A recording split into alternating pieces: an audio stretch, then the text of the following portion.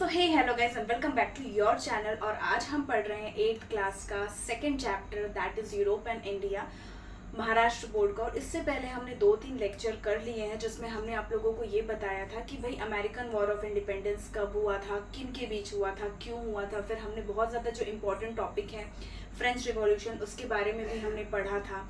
उसके बाद rise of capitalism की यूरोप में किस तरीके से कैपिटल जो है वो बढ़ रहा था, और फिर क्या हो रहा था, इंडस्ट्रियल रिवॉल्यूशन आ रहा था। इंडस्ट्रियल रिवॉल्यूशन के बाद हमने पढ़ा था कि भाई कॉलोनियलिज्म क्या होता है, इम्पीरियलिज्म क्या होता है। तो कॉलोनियलिज्म क्या होता है ये मैंने आप लोगों को बताया था। अगर आप लोगों को नहीं पता है तो प्लीज़ मेरा पहला वीडियो जाके ज़रूर देखिए। और अगर आपको ये भी नहीं पता है कि इम्पीरियलिज्म क्या होता है तो भी आप वीडियो देखिए। बस मैं आपको दो चीज़ें, मतलब एक होता है बेसिक डिफरेंस क्या होता है कॉलोनियलिज्म एंड इम्पीरियलिज्म में, वो मैं आप लोगों को अभी बता देती हूँ कि इसके बाद जो है हम दूसरा टॉपिक स्टार्ट करने वाले हैं।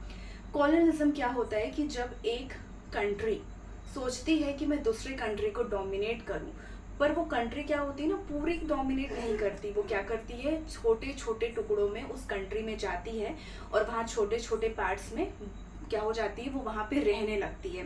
लाइक कॉलोनीज बनाती है। ठीक है, कॉलोनीज बनाती है यानी कि मान के चलो ये अगर मेरा इंडिया है, ठीक है, यहाँ पे पूरे लोग रह रहे हैं। ये आपका मान के चलो कि ये महाराष्ट्र है, ये आंध्र प्रदेश है, ये हिमाचल प्रदेश है, ठीक है। उसके बाद ये आप मान के चलो ये छत्तीसगढ़ है, ठीक है। और अगर आपको मान के चलो कि अगर अमेरिका को हमको डोमिनेट करना है तो अमेरिका क्या करेगा, पहले खुद नहीं आएगा। ये क्या करेगा, अमेरिका के लोगों में से किसी किसी को यहाँ से भेजेगा कि आप क्या करो, इंडिया में जाओ और इनकी कॉलोनी में थोड़े थोड़े करके बस जाओ।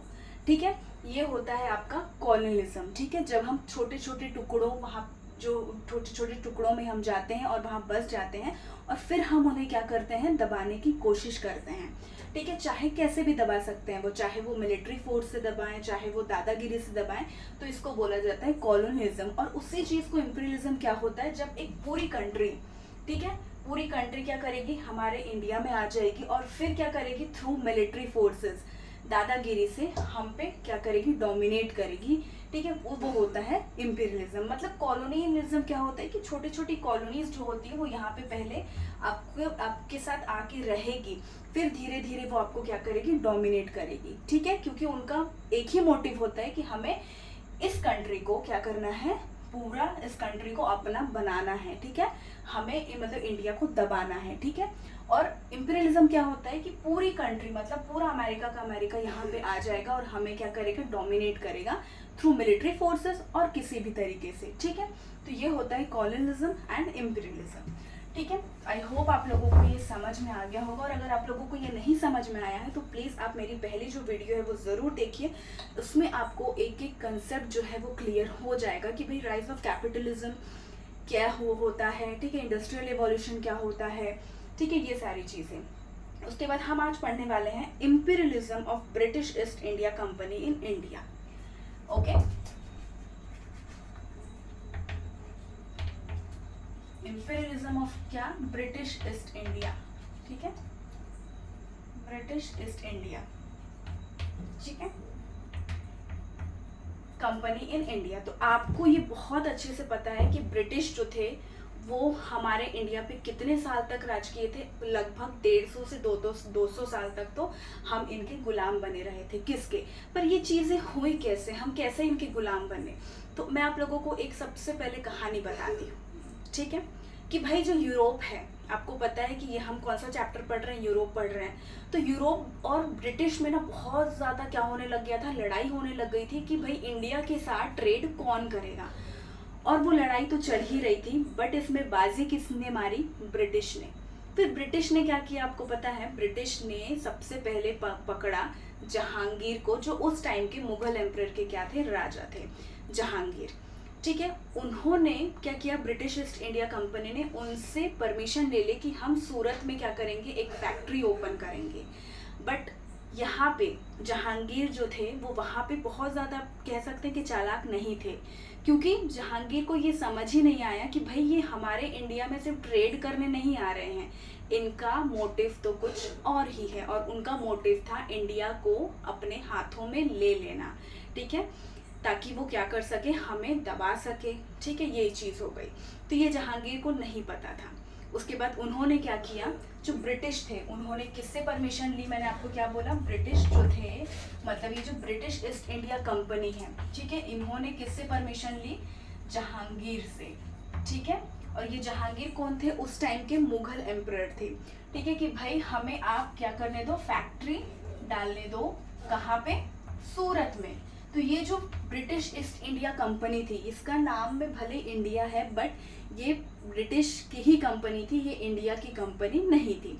तो क्या हुआ, ब्रिटिश आ गए, घुस गए, उन्होंने सबसे पहले अपनी फैक्ट्री कहाँ पे खोली, सूरत में खोली, ठीक है। अब आप लोगों के जो सिलेबस है उसमें ये नहीं बताया है कि भाई कौन सी, मतलब उसमें क्या क्या चीज़ें थी क्या नहीं थी, तो वो हम अभी डिस्कस नहीं करेंगे। बस हमें ये जानना है कि क्या हुआ था कि यहाँ पे सबसे पहली फैक्ट्री कहाँ पे खोली गई थी, सूरत में।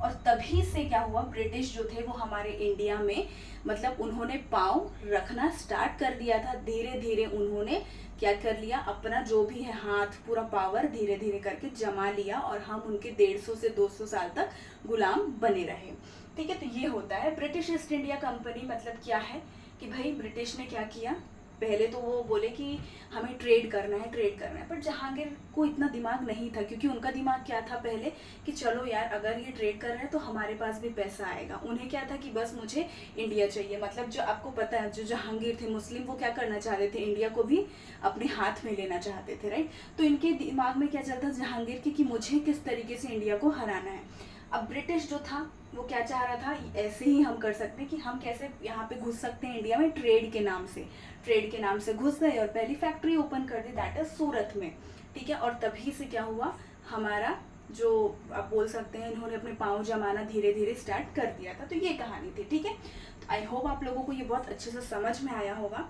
ठीक है। अब हम देखते हैं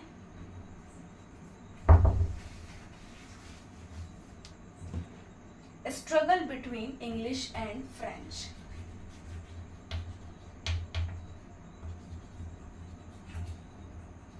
इंग्लिश या फिर अच्छा ठीक है England he, sorry, English and French. अब देखो मैंने आपको पहले भी बताया था कि इंडिया के साथ है ना ट्रेड करने के लिए बहुत सारे जो अच्छे अच्छे कंट्रीज थे, जैसे कि ब्रिटिश, यूरोप, ये बहुत ही ज़्यादा उत्सुक थे और वो ये चाह रहे थे कि इंडिया के साथ कोई और ना ट्रेड करे, सिर्फ हम ही ट्रेड करें। तो इंग्लिश वाले चाह रहे थे, यानी कि जो ब्रिटिश वाले थे वो ये चाह रहे थे कि भाई मैं ही ट्रेड करूं, और फ्रेंच वाले क्या चाह रहे थे, यानी कि जो फ्रांस के लोग हैं वो ये चाह रहे थे कि भाई इंडिया के साथ सिर्फ मैं ही ट्रेड करूँ, एक ही मैं एकमात्र ऐसा कंट्री रहूँ जो ट्रेड करूँ। अब इनके बीच हो जाती है भाई क्या, लड़ाई, ठीक है, लड़ाई हो जाती है और इन्होंने टोटल 3 वॉर्स ये फॉट करते हैं, ठीक है। तो फॉट किस किस के बीच हो रहा था, इंग्लिश यानी कि जो ब्रिटिश थे और फ्रेंच के बीच, ठीक है। क्या हो रही थी, इनके बीच लड़ाई हो रही थी, ठीक है, ये फॉट, ठीक है, लड़ाई हो रही थी। अब द थिंग इज दैट इन्होंने 3 बार 3 टाइम्स क्या हुआ, इन्होंने कार्नेटिक वॉर किया, ठीक है, कार्नेटिक वॉर, ठीक है। इन्होंने 3 बार, पहली बार लड़ाई हुई, दूसरी बार लड़ाई हुई, तीसरी बार लड़ाई हुई, कार्नेटिक वॉर, ठीक है। तब क्या हुआ, तीसरी लड़ाई में मतलब थर्ड लड़ाई में ये जो फ्रेंच है, फ्रांस पीपल हैं, इन्होंने क्या किया, मतलब ये डिफीट हो गए, ये हार गए थे। और उसके बाद इंग्लिश जो थे, जो ब्रिटिश थे, वो बहुत और ज़्यादा स्ट्रांग हो गए थे, ठीक है। तो आपको इसमें आराम से जानना है कि भाई जो फ्रेंच लोग हैं वो क्या चाह रहे थे, इंडिया में भाई हम इंडिया के साथ ट्रेड करें। एंड देन उन्होंने 3 कार्नाटिक वॉर्स किए, फर्स्ट, सेकेंड एंड थर्ड में क्या हुआ, ये जो फ्रेंच पीपल थे ये हार चुके थे और जीत किसकी हुई थी, इंग्लिश की, यानी कि ब्रिटिश लोगों की जीत हो गई थी, ठीक है। तो ये आपको एक टॉपिक है जो मैंने आज कवर करा दिया और आज ये लेक्चर है ना खत्म हो जाएगा, मतलब ये टॉपिक ही खत्म हो जाएगा, ठीक है। उसके बाद हम देखते हैं कि foundation of rule of India company in Bengal. अब भाई बंगाल में ये हमें जानना है कि किस तरीके से ये जो ब्रिटिशर्स थे किस तरीके से बंगाल में अपनी पाँव को जमाना चाह रहे थे, ठीक है। तो हम इसको थोड़ा सा हम पढ़ लेते हैं, foundation of rule of India in Bengal. देखो सबसे पहले इन्होंने क्या किया, सूरत में ये आ गए, अपनी फैक्ट्री खोल ली। अब इनका सेकंड जो स्टेट था वो कौन था, बंगाल। अब बंगाल क्यों था, क्योंकि बंगाल में ना उस टाइम पे बहुत ज़्यादा वेल्थ हुआ करता था, बहुत ज़्यादा पैसा हुआ करता था, सिर्फ बंगाल में ज़्यादा, मतलब ऐसा था कि बंगाल में बहुत ही ज़्यादा पैसा हुआ करता था, इसलिए ये ब्रिटिशर्स चाह रहे थे कि हम वहाँ पर क्या करें, अपनी छाप छोड़ें, यानी कि हम वहाँ पर अपना दबदबा बनाएं।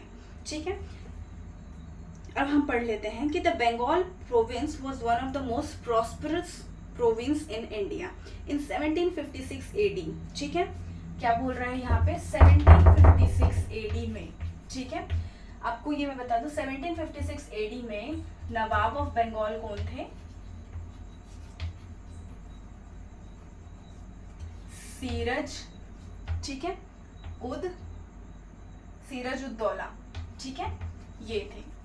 ठीक है, ये जो सीरज उद दौला थे वो वहां के क्या थे, नवाब हुआ करते थे ऑफ बंगाल। अब यहाँ पे क्या हो रहा था, सीरज उद दौला के, अब ये ब्रिटिशर्स ने क्या किया, वहां पे एक फैक्ट्री खोल ली कोलकाता में। ठीक है, क्या किया, किसने खोला, ब्रिटिशर्स ने कोलकाता में फैक्ट्री तो खोल ली। ठीक है, खोल ली, बट इन्हें किसकी परमिशन लेनी थी, बंगाल का नवाब कौन था, सीरज उद दौला। तो इन्होंने चालाकी क्या की कि भाई अगर मैंने मतलब ब्रिटिशर्स ने अगर सीरज उद दौला को ये पूछा कि मुझे फैक्ट्री क्या करनी है, वहाँ पे ओपन करनी, तो हो सकता है कि सीरज उद दौला उस चीज़ को मना कर दे, इसलिए उन्होंने बिना परमिशन के, सीरज उद दौला के बिना परमिशन के क्या किया, वहाँ पे फैक्ट्री खोल ली। ठीक है, अब जब सीरज उद दौला को क्या हुआ, इस चीज़ के बारे में पता चला, आपको भी ये पता है कि अगर वहाँ का नवाब है, ठीक है, ये क्या थे, नवाब ऑफ बंगाल थे, तो ब्रिटिशर्स का काम ये था कि पहले इनसे परमिशन ले तभी जाके ये फैक्ट्री ओपन करे। तो सीरज उद दौला ने क्या किया, उसको सीज कर दिया, यानी कि उसको आप कह सकते हैं कि उसको क्लोज करवा दिया, उसकी जो फैक्ट्री की जो गेट होता था उसको क्लोज करवा दिया, या उस चीज़ को, उस फैक्ट्री को अपने अंडर ले लिया था। अब भाई अपने अंडर ले लिया था तो क्या हुआ, अब हम आगे देखते हैं। ठीक है, तो क्या हो गया, जब अब ये फैक्ट्री हम लोगों की क्या हो गई थी, क्लोज हो गई थी, तो बहुत ज़्यादा ना कैओस मच गया था इंग्लैंड में कि भाई ये क्या हो रहा है, क्या हो रहा है, क्यों हो रहा है, ऐसा बहुत ज़्यादा हंगामा मच गया था, कैओस मच गया था। अब रॉबर्ट क्लाइव जो थे, ठीक है, उस टाइम के जो ब्रिटिशर्स के हम बोलते हैं ना लीडर होते हैं, ठीक है, ब्रिटिशर्स के जो लीडर होते हैं रॉबर्ट क्लाइव, ठीक है, ठीक है, रॉबर्ट क्लाइव, उन्होंने बहुत ही डिप्लोमेटिकली, मतलब बिल्कुल दिमाग से, वो किसके पास गए आपको पता है, मीर जाफर के पास। हाँ, मीर जाफर के पास, जो कि कौन थे, रॉबर्ट क्लाइव किसके पास गया, मीर जाफर के पास। ठीक है, जो कि कौन थे, commander in chief of nawabs army. जो नवाब हमने पढ़ा था कि नवाब कौन था बंगाल का, सीरज उद दौला, तो वो सीरज उद दौला की आर्मी में था कौन, मीर जाफर। ठीक है, तो ये कौन थे, कमांड चीफ इन कमांडर थे, किसके, सूरज उद दौला की जो आर्मी है उनके ये थे। तो ये इसमें रॉबर्ट क्लाइव ने बहुत अच्छे से दिमाग लगाया कि भाई अगर मैं मीर जाफर के पास जाता हूँ और मीर जाफर को बोलता हूँ कि भाई हम लड़ाई करने वाले हैं, मतलब कौन कौन, जो नवाब है और कौन, रॉबर्ट क्लाइव, मतलब जो ब्रिटिशर्स थे, और आप कह सकते हैं कि जो ब्रिटिशर्स थे रॉबर्ट क्लाइव, ठीक है, सॉरी, जो ब्रिटिशर्स थे, ठीक है, और जो नवाब थे उनके बीच क्या होने वाली थी, लड़ाई होने वाली थी। और रॉबर्ट क्लाइव ने मीर जाफर को ये बोल दिया था कि आप अपनी सेना में से किसी भी आदमी को नहीं भेजेंगे, और ये प्रॉमिस किया मीर जाफर को कि अगर आपने ऐसा किया तो मैं आपको क्या बना दूंगा, नवाब ऑफ बंगाल। ठीक है, अब नवाब ऑफ बंगाल के बनने के चक्कर में क्या हुआ, ये जो मीर जाफर था वो मान गया। अब क्या हुआ, रॉबर्ट क्लाइव, ठीक है, अब जो है ब्रिटिशर्स के बीच और जो सीरज उद दौला है, ठीक है, ब्रिटिश जो आर्मी थी और सीरज उद दौला के बीच में क्या हुआ, फाइट हुई। अब हारेगा कौन, क्योंकि भाई ब्रिटिशर्स की तो बहुत सारी आर्मी थी और ये जो सीरज उद दौला है उनके पास एक भी कोई भी बंदा नहीं था जो उनके तरफ से लड़े। क्योंकि क्या हुआ था, जो उस टाइम के जो ब्रिटिश थे उन्होंने क्या कहा था, किसको कहा था, मीर जाफर को, कि आप एक भी अपनी आर्मी से एक भी सेना को या फिर सैनिक को नहीं भेजेंगे। तो अब यहाँ पे हारेगा कौन, सीरज उद दौला हारेगा, राइट। तो सीरज उद दौला हार गया। ठीक है, अब नवाब किसे बनाया गया, एज प्रॉमिस, जिससे नवाब ऑफ बंगाल कौन बना, मीर जाफर, राइट। तो अब नवाब ऑफ बंगाल कौन था? मीर जाफर था। अब हो ये रहा था कि मीर जाफर ने बहुत सारी इनको छूट दे के रखी थी कि इनको ब्रिटिशर्स को, ठीक है, क्योंकि उन्होंने ही तो इसको क्या बनाया था? नवाब ऑफ बंगाल बनाया था, राइट। पर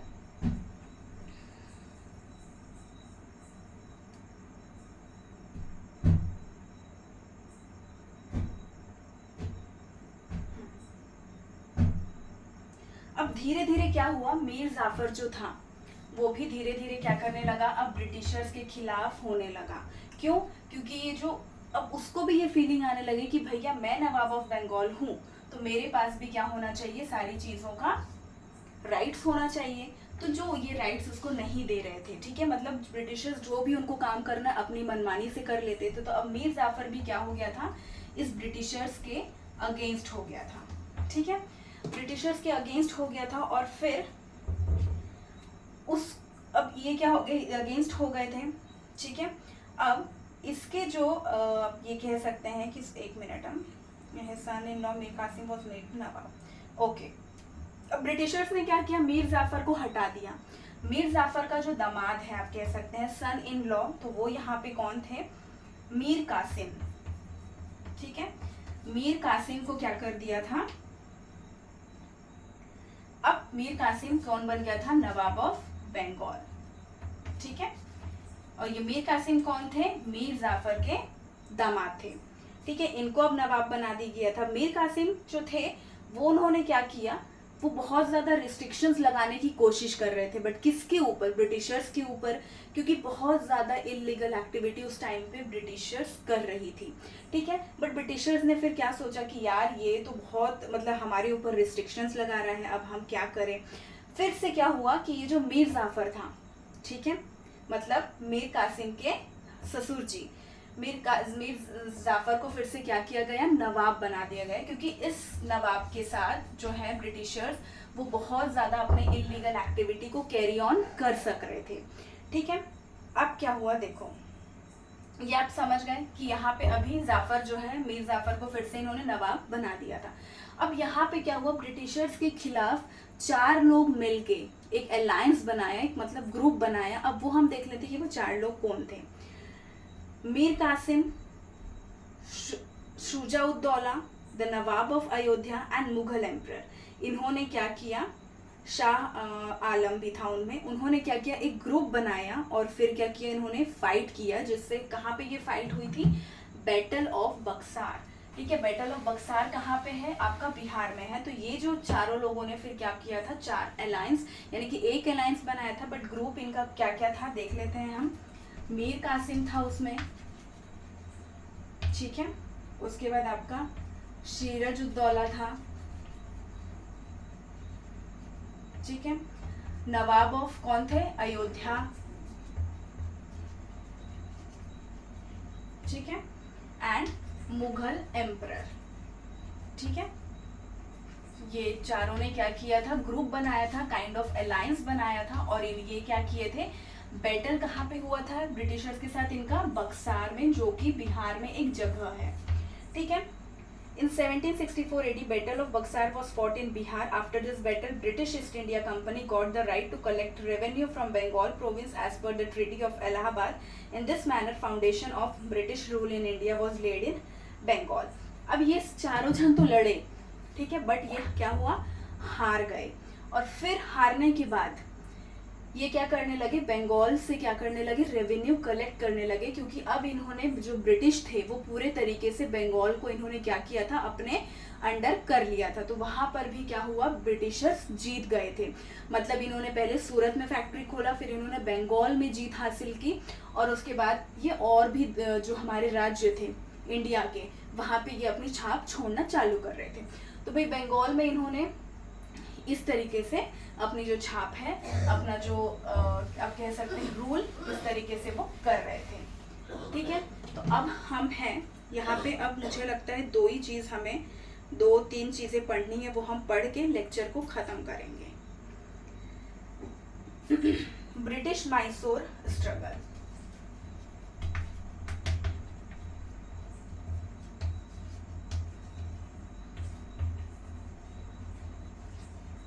अब देखो ब्रिटिश का अब जो थर्ड निशाना था वो कहाँ पे था, मैसूर में था।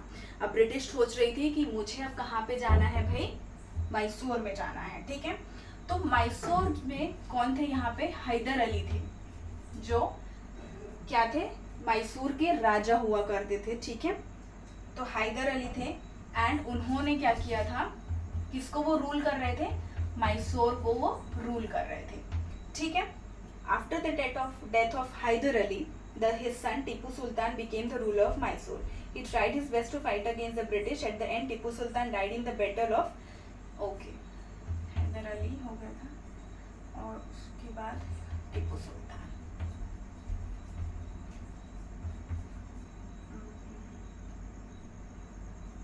Battle of Srirangapatna.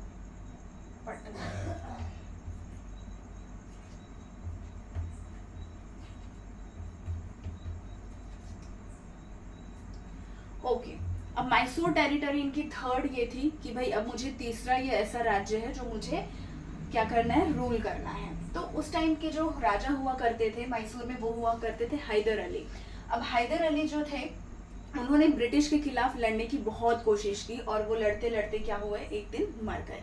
अब उनके जो बेटे थे टीपू सुल्तान, ठीक है, टीपू सुल्तान भी जो तो बहुत ज्यादा ग्रेट रूलर थे, बट वो भी उनसे लड़ते लड़ते बैटल ऑफ श्रीरंगपट्टना, मतलब वहां पे वो क्या कर रहे थे, जैसे उनके बीच लड़ाई हुई होगी तो उसको हम कौन सा बैटल बोल रहे हैं, बैटल ऑफ श्रीरंगपट्टना में टीपू सुल्तान क्या हुआ था, वहां पे भी वो मर गए थे। और कब वो बैटल कब हुआ था, 1799 में ये बैटल हुआ था, ठीक है। तो इस तरीके से जो ब्रिटिश है उन्होंने भी मैसूर को क्या कर लिया था, अपना गुलाम बना लिया था। मतलब ब्रिटिश ने भी अपना जो मैसूर है उसको पूरा ब्रिटिश कर दिया था, वहां पे ब्रिटिश के सारे रूल अब चलने लग गए थे। तो ये थी मैसूर की कहानी, ठीक है। अब हम आगे देखते हैं। आई होप आप लोगों को अच्छे से समझ में आ रहा होगा, ठीक है। ये तो मतलब छोटे छोटे ही हैं। अब ब्रिटिश कंट्रोल ओवर सिंध, ये आपको बहुत अच्छे से पढ़ना है, ठीक है। British control over Sindh. अब आपको पता है कि सिंध पहले कहाँ हुआ करता था, इंडिया में हुआ करता था, ठीक, सॉरी हाँ इंडिया में हुआ करता है, बट जब पार्टीशन हुआ तो वो अभी हमारा सिंध कहाँ चले गया है, पाकिस्तान में चले गया है, ठीक है। तो अब हम इसको पढ़ लेते हैं। To strengthen the British power in India, the English turn their attention toward North West Frontier. They feared that Russia might attack India through Afghanistan and hence English started establishing their influence over Afghanistan through Sindh. British understood Sindh and hence captured it in 1843। Okay, अब हम देखते हैं, आप लोगों को मैं कुछ इस तरीके से बताती हूँ। ये हमारा क्या है, मैप था कुछ इस तरीके से, ठीक है। यहाँ पे क्या था, हमारा रशिया हुआ करता है, ठीक है। यहाँ पे आप कह लो नेपाल हुआ करता है, ठीक है। फिर यहाँ पे चाइना हुआ करता है, ठीक है, सॉरी ये चाइना है और इधर में सॉरी यही नेपाल है, सॉरी, और उसके ऊपर चाइना है, ठीक है। और यहाँ पे क्या है, हमारा बंगाल हुआ करता था, ठीक है, ये बंगाल है। और यहाँ पे कहीं हमारा सिंध है, ठीक है, क्योंकि पंजाब इधर ही कहीं है, तो यहाँ पे ये हमारा सिंध है। आई होप आप लोगों को ये समझ में आ रहा होगा। एक मिनट में फिर से बना देती हूँ अच्छे से।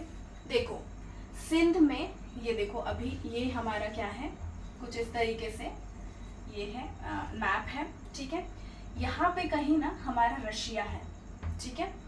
अब यहाँ पे आपका चाइना है, मतलब थोड़ा इधर आप ले लो चाइना, ठीक है। यहाँ पे हमारा नेपाल है और यहाँ पे बंगाल हुआ करता था, ठीक है। और ये यहाँ पे सिंध है। अब ये जो ब्रिटिशर्स थे, जब ये बंगाल को इन्होंने क्या किया था, रूल कर लिया था, इन्होंने बंगाल को जीत लिया था, बट ये ब्रिटिशर्स को डर क्या था कि ये जो रशिया वाले हैं ना, ये क्या करेंगे, बंगाल पे कभी भी अटैक कर सकते हैं, मतलब ये इंडिया में घुस सकते हैं। But the thing is that ये इनको ये भी पता था कि ये रशिया जो है बंगाल में इस रास्ते से तो भाई नहीं घुसेगा, क्योंकि यहाँ पे बहुत बड़े बड़े क्या है, पहाड़ हैं, ठीक है। रशिया अगर आएगा तो उसको बीच में पहाड़ मिलेगा और फिर वो वापस चला जाएगा, तो ठीक है। अब तो रशिया का जो दूसरा आप कह सकते हैं रोड होगा वो कहाँ होगा, यहाँ पर अफगानिस्तान, ठीक है, अफगानिस्तान होगा। अफगानिस्तान में ये घुसेंगे और फिर तुरंत ये सिंध में आ जाएंगे, ठीक है। तो इस चीज से बचने के लिए क्या हुआ कि ब्रिटिशर्स ने सबसे पहले फिर किसके ऊपर साधा, सिंध को क्या किया, अपना गुलाम बनाया, ठीक है, ताकि रशिया वाले अगर आए तो हम उनको बाहर से ही क्या कर दें, उनको भी हम वहीं से वापस भेजवा दें। ठीक है, तो इसलिए इन्होंने क्या किया था कि सिंध को इन्होंने अपना रूलर बनाया था कि भाई यहाँ पे अगर कोई आएगा, यानी कि रशिया अगर आएगा इस रास्ते से, तो हम इसी रास्ते से इसको वापस रशिया भेज देंगे। ठीक है, तो सिर्फ यही था कि सिंध में क्यों उन लोगों ने कंट्रोल करने की कोशिश की थी, तो यही उसका कारण था कि वो डायरेक्टली यहाँ बंगाल में यहाँ वो डायरेक्टली नहीं आ सकते थे नेपाल या चाइना से, क्योंकि यहाँ पे बहुत सारे माउंट एवरेस्ट हैं, ठीक है, पहाड़ हैं, तो वो इस रास्ते से आएंगे जहाँ पे अफगानिस्तान, और अफगानिस्तान पे वो इतना ज़्यादा नहीं गए थे, बट उन्होंने सिंध को बहुत ज़्यादा कंट्रोल करने की कोशिश की थी, मतलब यहाँ पे भी ब्रिटिश का राज इसलिए आया था। ठीक है, अब देखो फॉल ऑफ सिख पावर, ये अब लास्ट टॉपिक है, इसके बाद जो है हमारा ये वाला जो चैप्टर है वो भी कंप्लीट हो जाएगा। ठीक है, fall of Sikh power, in the beginning of 19th century the power in Punjab was in the hands of Ranjit Singh. ठीक है, अच्छा ठीक है, फॉल ऑफ सिख पावर, ठीक है, ओके, जो पंजाब की पहले बागडोर थी वो किसके हाथ में थी, रणजीत सिंह। मैं ये सिर्फ अभी लिख ले रही हूँ, फिर मैं आप लोगों को समझाऊंगी बहुत अच्छे तरीके से। रणजीत सिंह, उसके बाद रणजीत सिंह जो है वो डेथ कर गए। ठीक है,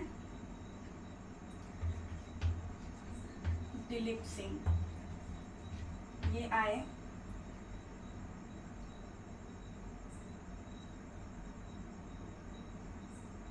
उसके बाद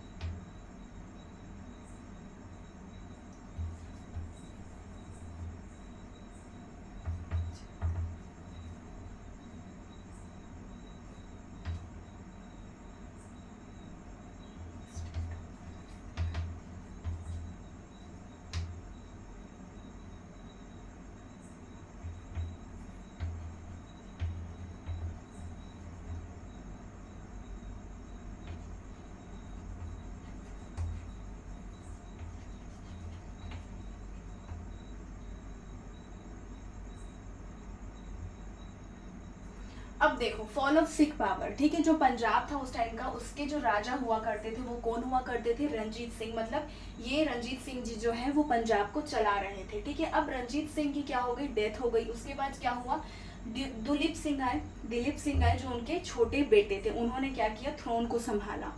ठीक है, बट उनकी जो मदर थी क्वीन जिंदान, ठीक है, रणजीत सिंह के बिहाफ में आप कह लो या फिर दिलीप सिंह के बिहाफ में वो अपने जो भी स्टेट अफेयर्स होते थे, स्टेट में जो भी काम हुआ करते थे वो क्या कर रही थी, उन सबको तो देखभाल अच्छे से कर रही थी, बट उनका जो कंट्रोल था ऑफिसर्स के ऊपर, उनकी अच्छा कंट्रोल नहीं था, मतलब वो उनको अच्छे से कंट्रोल नहीं कर पा रहे थे।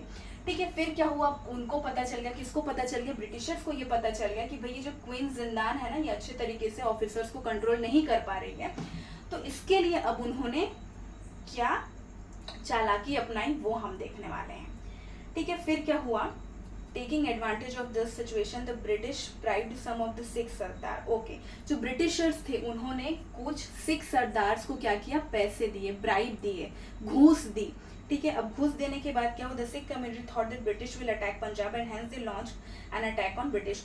ये जब हो रहा था, ठीक है, कुछ सिखों को क्या हुआ, ब्रिटिशर्स ने ब्राइब दिया। अब सिखों को क्या लग रहा था कि भाई ये जो ब्रिटिशर्स थे वो कभी भी पंजाब के ऊपर अटैक कर सकते हैं, तो इसलिए उन्होंने क्या किया, सबसे पहले ब्रिटिशर्स के ऊपर ही अटैक कर दिया। ठीक है, in this first Anglo Sikh war मतलब फर्स्ट जो वॉर हुआ था, ठीक है, इसमें क्या हुआ था कि जो पंजाब वाले थे उन्होंने खुद से जाके ब्रिटिशर्स पे अटैक किया था। उनको ऐसा लगा कि भाई ये कल को आकर के हमारे ऊपर डायरेक्टली अटैक करेंगे, इससे अच्छा हम ही पहले इनको मतलब पहले ही अटैक कर देते हैं। पर उसमें क्या हुआ था, जो एंग्लो सिख वॉर है वहां पे हम क्या हुए थे, हार गए थे, मतलब एक तरीके से ये जो सिख है वो हार गए थे। ठीक है, but still Dilip Singh remain on the throne, but तब भी जो ये दिलीप सिंह थे, जो ये राजा थे, वो तब भी अपने थ्रोन में थे, मतलब पावर में थे, क्योंकि अभी तक ब्रिटिशर्स ने क्या किया था, पंजाब में वो नहीं घुसे थे, राइट। जो पंजाबी थे या हम कह सकते हैं जो सिख थे वो वहां पे गए थे। ठीक है, अभी तक जो ब्रिटिश है वो पंजाब में नहीं घुसे थे, इसलिए ये जो दिलीप सिंह है वहां की अभी भी बागडोर को क्या कर रहे थे, संभाल रहे थे। ठीक है, अब संभाल रहे थे, but the growing impact of British over Punjab was not acceptable to the Sikhs. Mulraj, officer of Multan, revolted against the English. Thousands of Sikh soldiers participated against the British in the Second War. The Sikhs had to face the defeat in 1849। Finally British जो थे वह okay. अब क्या हुआ कि जो उस time के और कह सकते हैं कि अब ये हो गया, सिखों की एक बार लड़ाई हो गई, बट ब्रिटिशर्स ने क्या किया था, अभी भी वो वहाँ पे पंजाब में नहीं आए थे। दिलीप सिंह वहाँ पे ऑलरेडी मतलब जो थ्रोन में थे वहाँ पे, ठीक है। अब ये जो थे मूलराज, उन्होंने क्या किया, ब्रिटिशर्स के ऊपर फिर से क्या किया, अटैक किया, ठीक है। अब यहाँ पे क्या हुआ कि इतने अटैक तो किया, बट यहाँ पे अब वो पूरी तरीके से क्या हो गए थे, जो पंजाब था, जो पंजाबी लोग थे, सिख जो पावर में थे, वो पूरी तरीके से क्या हो गए थे, हार चुके थे। और फिर क्या हुआ, हारने के बाद ये जो ब्रिटिशर्स थे उन्होंने पंजाब के ऊपर पूरा अपना हक जमा लिया था। तो ये चीज़ हुई थी। और फिर 1849 में ब्रिटिश ने क्या किया था, एंटायर जो रीजन था पंजाब का उसको अपने हाथ में ले लिया था, यानी कि कैप्चर कर लिया था, ठीक है। अब इसमें क्या था कि हम आगे और नेक्स्ट चैप्टर में ये पढ़ने वाला है कि जो मराठास थे, ठीक है, उन्होंने किस तरीके से ब्रिटिश को डिफीट किया, ठीक है। तो ये जो आज का जो चैप्टर है हमारा सेकंड चैप्टर आप लोगों का जो है यूरोप एंड इंडिया, तो वो अच्छे से मतलब हमने कंप्लीट कर दिया है। और अगर आप लोगों को और भी हमारे जो सब्जेक्ट्स हैं आपके, संस्कृत हो गए, इंग्लिश हो गए, साइंस मैथ्स हो गए, उसके भी मैं वीडियोस डाल चुकी हूँ, तो प्लीज़ जाइए और देखिए और अपने कंसेप्ट को क्लियर करिए। तो अगर आप लोगों को प्लीज़ आप लोग कमेंट ज़रूर करिए कि मैं कैसे पढ़ा रही हूँ, ताकि मैं और अच्छे से मतलब अगर मेरे में कुछ ऐसा आपको लग रहा है कि हाँ आपको ये इम्प्रूव करने की ज़रूरत है, प्लीज़ वो भी आप कमेंट करिए ताकि मैं वो इम्प्रूव कर सकूँ। और तब तक के लिए श्री शिवाय, नमस्ते।